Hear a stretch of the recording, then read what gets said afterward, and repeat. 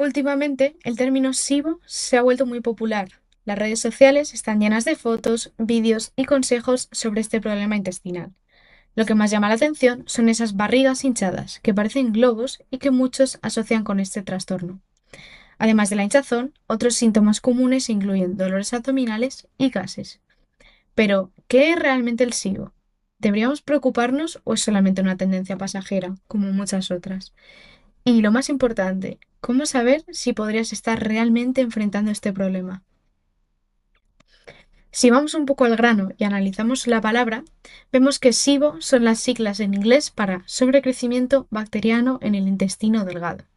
Y, aunque ahora esté en boca de todos, no es nada nuevo, sino que es un problema que lleva estando presente mucho tiempo.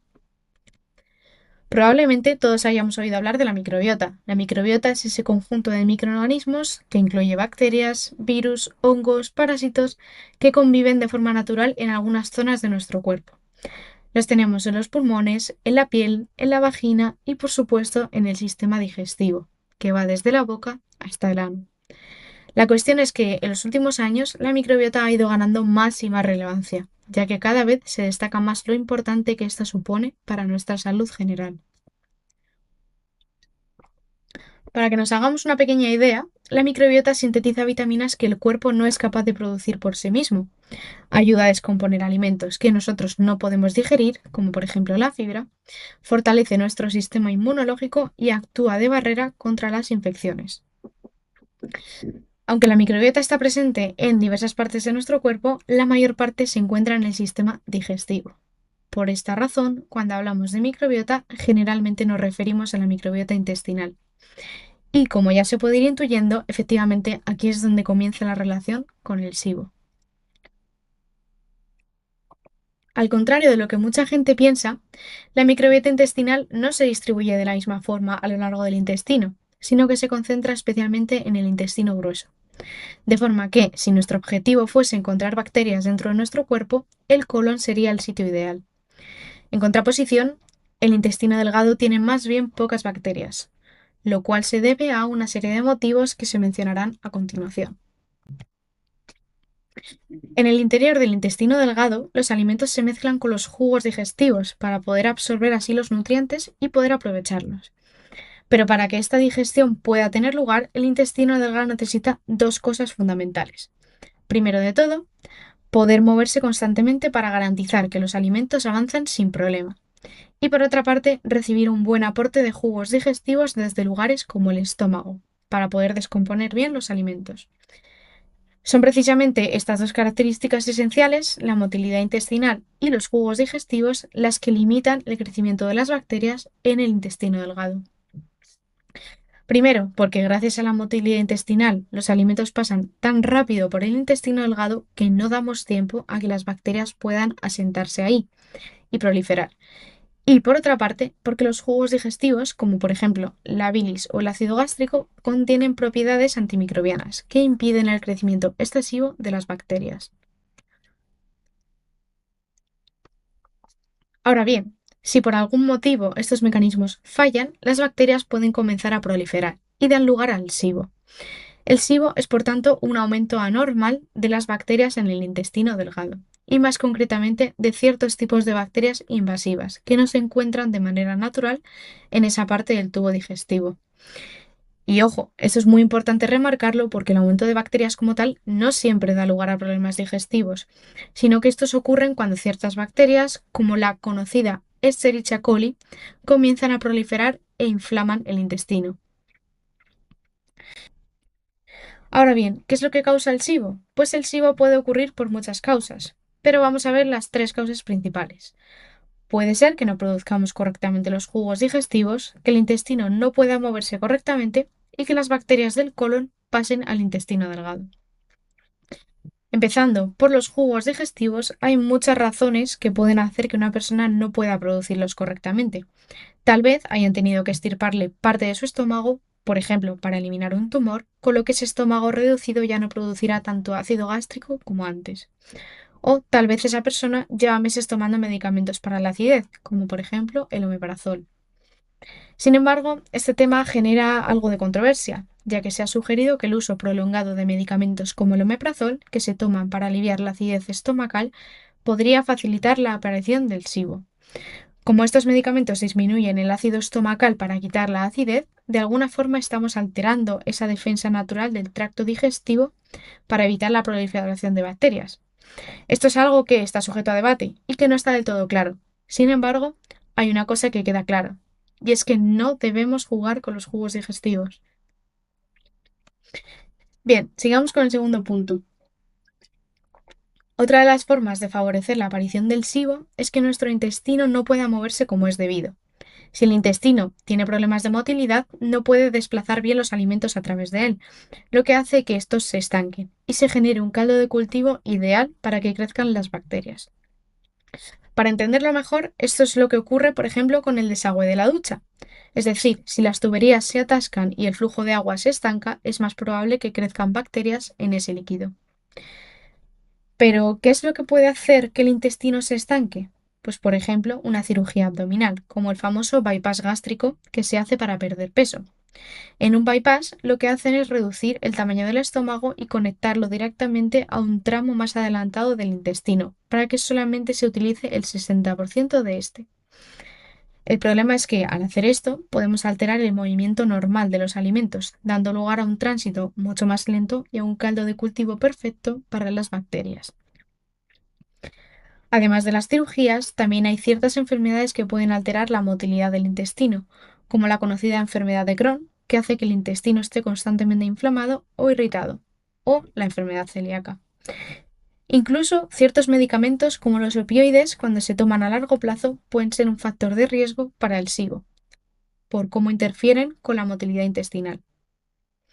Por último, además de los jugos digestivos y la motilidad intestinal que hemos visto, si tienes algún tipo de problema estructural en el intestino, puedes tener mayor riesgo de padecer SIBO.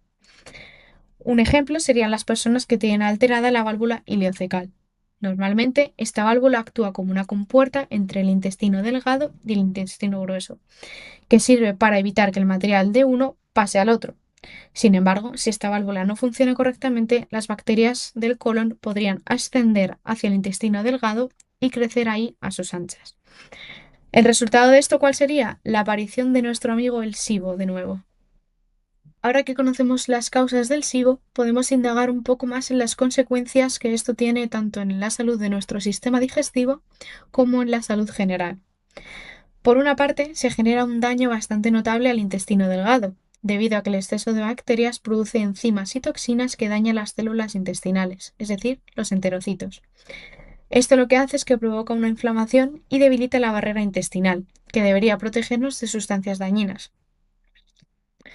De hecho, es muy común que se genere una hipermeabilidad intestinal, ya que al dañar la barrera intestinal, las uniones entre las células se aflojan, permitiendo que sustancias como toxinas, bacterias y partículas de alimentos mal digeridos pasen al torrente sanguíneo.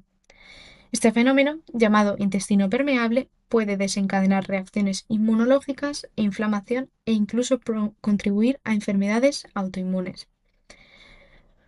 Además, se genera una producción excesiva de gases, ya que estas bacterias fermentan los alimentos produciendo grandes cantidades de gases como hidrógeno, metano y sulfuro de hidrógeno.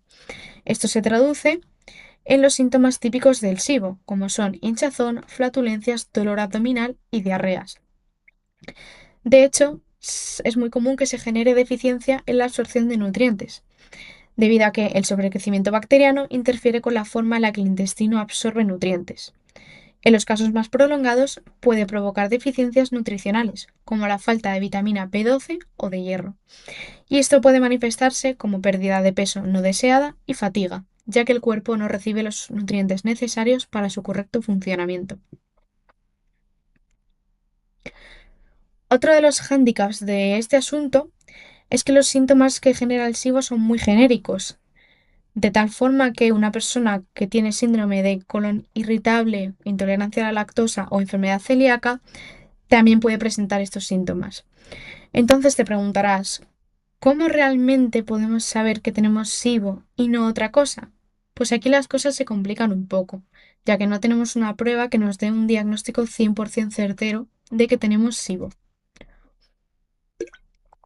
Históricamente, el método tradicional ha sido hacer una endoscopia, que consiste en introducir un tubo por la boca para tomar una muestra del intestino y analizarla.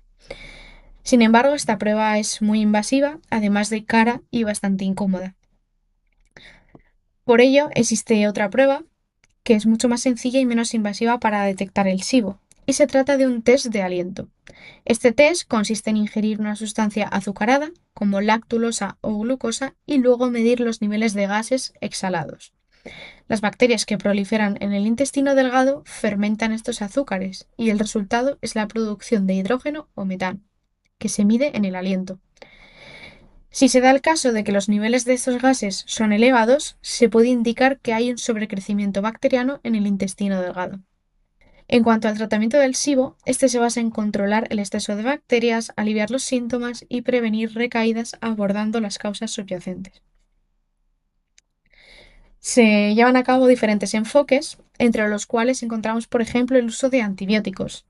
Los antibióticos, como la rifaximina, son el tratamiento más común y se utilizan para reducir la sobrepoblación bacteriana en el intestino delgado.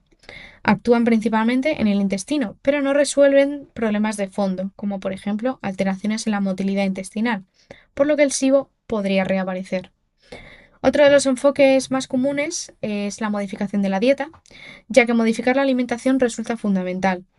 Las dietas bajas en FODMAPs restringen alimentos fermentables como lactosa y fructosa que las bacterias utilizan para producir gases. También hay dietas específicas como la dieta SCD que eliminan azúcares simples y complejos que favorecen el crecimiento bacteriano. Otra de los enfoques útiles que se lleva a cabo es el uso de probióticos, ya que los probióticos ayudan a equilibrar las bacterias del intestino, de forma que cepas como Lactobacillus y Bifidobacterium son recomendadas para promover bacterias beneficiosas. Aunque su efectividad es cierto que varía, puede prevenir caídas y mejorar algunos de los síntomas. Y bueno, llegados a este punto, habiendo proporcionado una visión más teórica sobre qué es el SIBO y sus características, quería dejar una metáfora visual que, bajo mi parecer, representa muy bien el concepto y lo que acarrea en cuanto a nuestra salud en general.